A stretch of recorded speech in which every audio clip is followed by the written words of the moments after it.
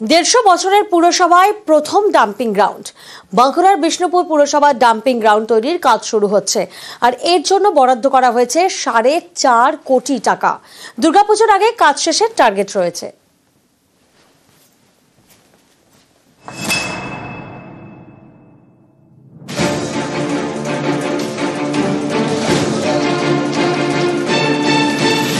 বাঁকুড়ার বিষ্ণুপুর পুরসভা 1873 থেকে পথ চলা শুরু। 150 বছরেরও বেশি পুরনো পুরসভা, কিন্তু নেই কোনো স্থায়ী ডাম্পিং গ্রাউন্ড। তাই নানা সময় শহরে জঞ্জাল যন্ত্রণা। এবার শেষ হচ্ছে দুর্ভোগের দিন। বিষ্ণুপুর পুরসভা স্থায়ী ডাম্পিং গ্রাউন্ড তৈরির কাজ শুরু হয়েছে। এর জন্য 4.5 কোটি টাকা বরাদ্দ করেছে পুর ও নগর উন্নয়ন দপ্তর। বিষ্ণুপুর পুরসভার গা ঘেঁষে বেলছুলিয়া গ্রাম পঞ্চায়েত। এখানকার ময়রাপুকুরে 5 একর জমিতে শুরু হয়েছে ডাম্পিং গ্রাউন্ড তৈরির কাজ। পুরসভার দাবি, এই ডাম্পিং গ্রাউন্ডে আবর্জনা থেকে তৈরি হবে জৈব সার, এতে কর্মসংস্থানও হবে। পশ্চিমবঙ্গ সরকারের রাজ্য নগর উন্নয়ন দপ্তর এবং প্রশাসনের যৌথ উদ্যোগে বিষ্ণুপুর একটা স্থায়ী ডাম্পিং গ্রাউন্ড পেল এবং তার কাজ শুরু হয়েছে। 5 একর জায়গার উপরে এই ডাম্পিং গ্রাউন্ড তৈরি, যেখানে সেই জায়গা থেকে জৈব সার তৈরি হবে। স্থানীয় মানুষজনের যেমন কিছু কর্মসংস্থান হবে, তার সঙ্গে স্বনির্ভর গোষ্ঠীর মহিলারাও তাতে কাজ পাবে। আমাদের বিষ্ণুপুরে আগে আশেপাশে রাস্তার ধারে নোংরা পড়ে থাকতো, এখন হচ্ছে খুব ভালো। বিষ্ণুপুর শহর পরিষ্কার পরিচ্ছন্ন থাকলে সবাই খুশি হবে, উপকৃত হবে। ভীষণভাবেই খুশি, তার কারণ একটা হেরিটেজ টাউন হচ্ছে আমাদের বিষ্ণুপুর। বহু পর্যটক এখানে আসে। রাজ্য সরকারকে আমরা আমাদের বিষ্ণুপুর বাসীর থেকে আমরা ধন্যবাদ জানাই এত ভালো একটি উদ্যোগের জন্য। মন্দির নগরী বিষ্ণুপুর, বছরে নানা সময় এখানে পর্যটকদের ভিড়। এমন একটি শহরে নেই স্থায়ী ডাম্পিং গ্রাউন্ড। শহরের আবর্জনা ফেলা হয় বিভিন্ন জায়গায়, এতে দুর্ভোগের এক শেষ। এবার সেই দুর্ভোগ কাটছে। স্থায়ী ডাম্পিং গ্রাউন্ড তৈরি হচ্ছে বিষ্ণুপুরে, যেখানে ফেলা হবে 19টি ওয়ার্ডের আবর্জনা। স্থায়ী সমাধান করছে রাজ্য সরকার। প্রায় 4.5 কোটি টাকা ব্যয়ে বিষ্ণুপুর শহরে তৈরি হচ্ছে ডাম্পিং গ্রাউন্ড। ইতিমধ্যেই প্রসেসিং ইউনিট বসার প্রক্রিয়া শুরু হয়েছে। অবশেষে খুশি বিষ্ণুপুরবাসী। বিষ্ণুপুর থেকে দেবব্রত মণ্ডল, নিউজ 18 বাংলা।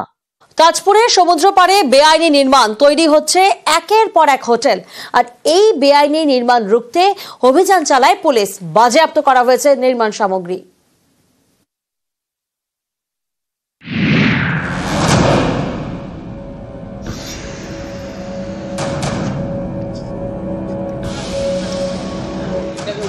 সমুদ্রের পাড়ে গার্ডওয়াল, তার গা ঘেঁষে তৈরি হচ্ছে একের পর এক হোটেল।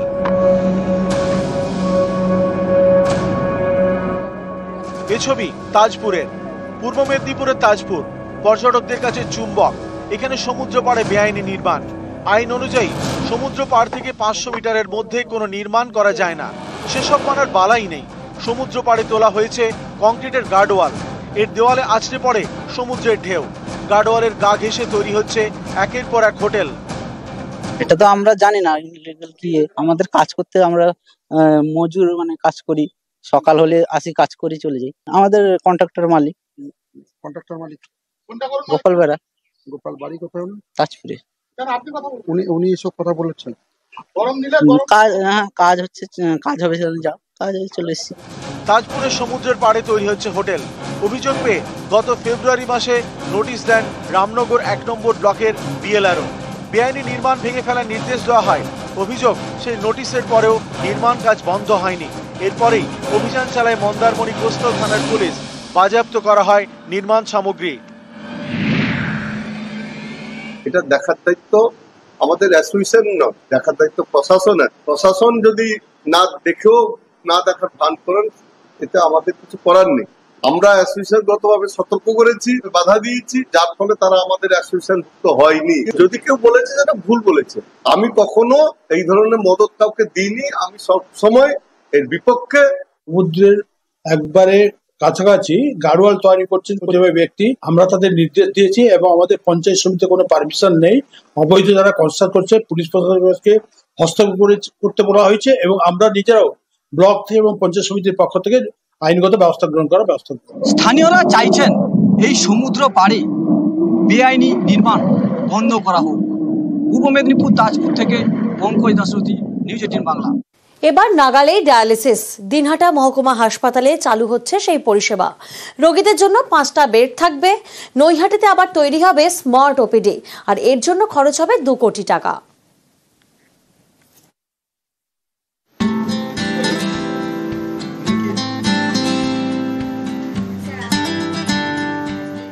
কোচবিহারের দিনহাটা। এতদিন এখানকার বাসিন্দাদের ডায়ালিসিসের জন্য যেতে হতো কোচবিহার MJM মেডিকেলে, প্রায় 25 কিলোমিটার দূরে।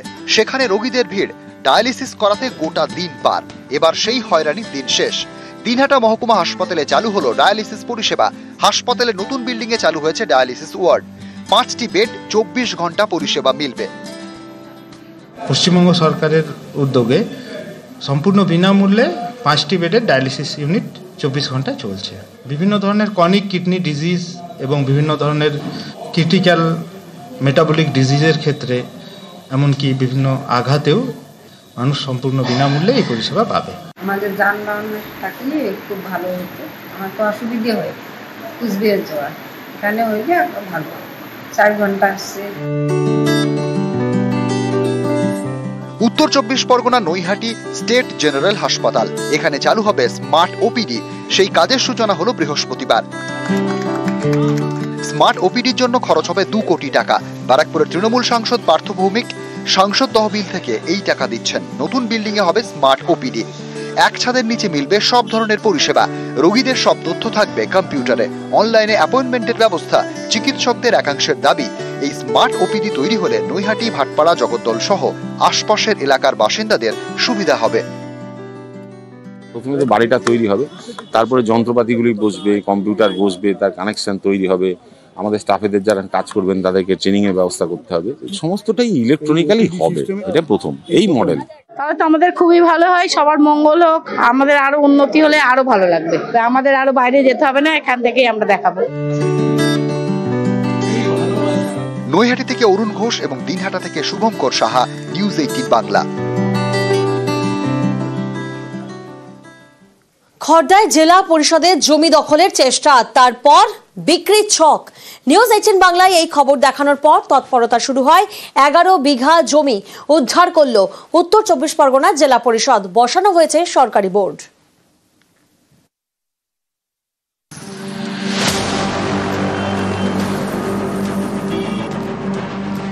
এটা উত্তর 24 পরগনা জেলা পরিষদের জমি।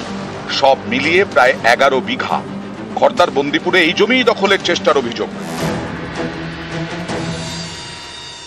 নিউজ 18 বাংলায় খবর দেখানোর পরেই তৎপরতা। 11 বিঘা জমি উদ্ধার করল উত্তর 24 পরগনা জেলা পরিষদ। সেই জমিতে বসানো হয়েছে বোর্ড। তাতে লেখা, এই জমি উত্তর 24 পরগনা জেলা পরিষদের। আমরা যেখানে যেখানে আমরা জানিয়েছিলাম যে ওনারা আমাদেরকে 100% আশ্বাস দিয়েছিলেন যে কোনো বাইরের কোনো দালাল চক্করের হাতে দ্বারস্থ হতে দেব না। তা সেক্ষেত্রে আমরা খুবই উপকৃত, গ্রামবাসী হিসাবে আমরা খুবই খুশি। এবং আপনাদের নিউজ 18-এর মাধ্যম দিয়ে এটা প্রচার হয়েছিল, মাননীয় মুখ্যমন্ত্রী পর্যন্ত এটা পৌঁছে গেছে, আমরা খুবই খুশি। নিউজ 18 চ্যানেলকে ধন্যবাদ জানাই। তারা প্রথমে এইটা নজরে আনে আমাদের, তখন আমরা তৎপর হই। আমাদের মাননীয় মন্ত্রী শোভনদেব চট্টোপাধ্যায়কে জানাই, তিনি সাথে সাথে স্টেপ নেয়। জেলা সভাধিপতি নারায়ণ গোস্বামীকে ফোন করে, তিনি আমাদের সাথে দেখা করে দ্রুত তারা কাজে আশ্বাস দেয়। সেই কথা অনুযায়ী আমার কাছে খবর আসে যে ওই পুনরায় সেই বোর্ডটাকে জেলা পরিষদ থেকে জমিতে লাগিয়ে দিয়ে যায়। খড়দার বন্দিপুর গ্রাম পঞ্চায়েতের বলাগড়, এখানে উত্তর 24 পরগনা জেলা পরিষদের 11 বিঘা জমি। এর মধ্যে পুকুরও রয়েছে। এই জমি লিজে দেয় জেলা পরিষদ। কেউ পুকুরে মাছ চাষ করেন, বাকি অংশে ফলের গাছ। এর থেকে স্থানীয়দের অনেকের সংসার চলে, জেলা পরিষদেরও আয় হয়। অভিযোগ, এই জমি দখলের চেষ্টা করছে মাফিয়া। প্রতিবাদে পথে নামেন স্থানীয়রা। উত্তর 24 পরগনা জেলা পরিষদে অভিযোগও জানান। সেই খবর দেখায় নিউজ 18 বাংলা। এরপরেই তৎপরতা। জমি উদ্ধার করল উত্তর 24 পরগনা জেলা পরিষদ। খড়দা থেকে সুবীর দে, নিউজ 18 বাংলা।